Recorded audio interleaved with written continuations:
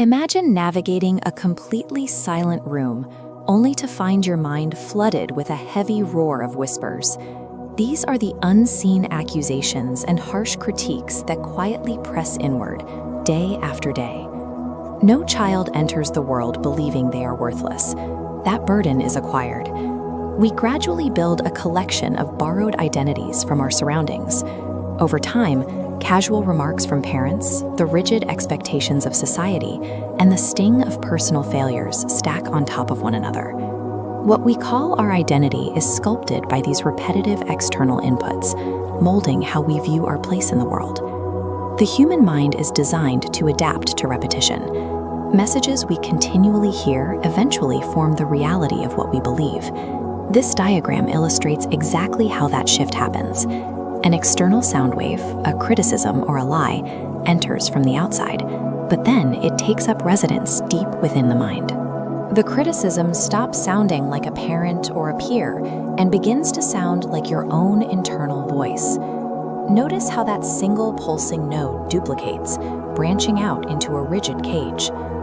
Internalizing a lie about our capabilities builds a psychological prison that dictates exactly how far we think we can go.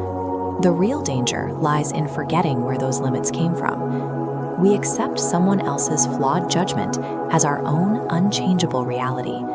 We have to pause and ask a direct question. Who told you who you are?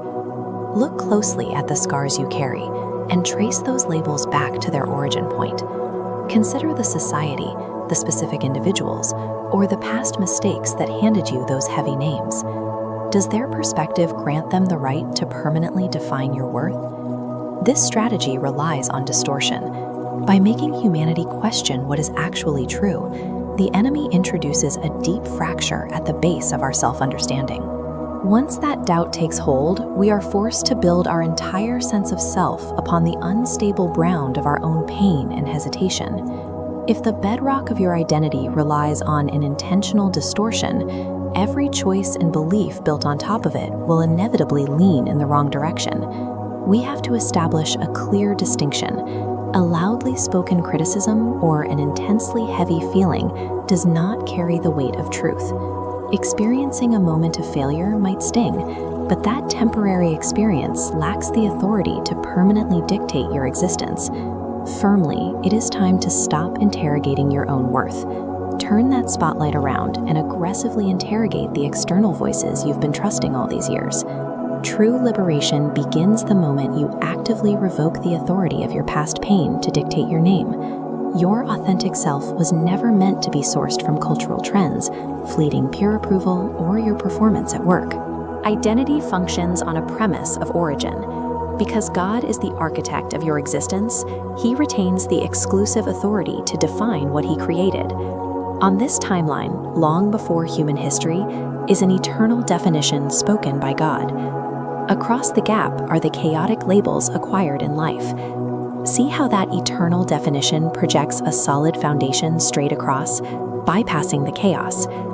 God's declaration remains a pre-existent truth that permanently outlasts your mistakes. Reclaiming this truth involves the intentional work of renewing your mind. This is an active process. You must confront internalized lies head-on and take every rogue negative thought captive before it dictates your actions. Being a new creation means realizing your identity is an inherent status provided by your Creator. The choice comes down to this. Will you be defined by fleeting worldly echoes or by the steady voice of your Creator?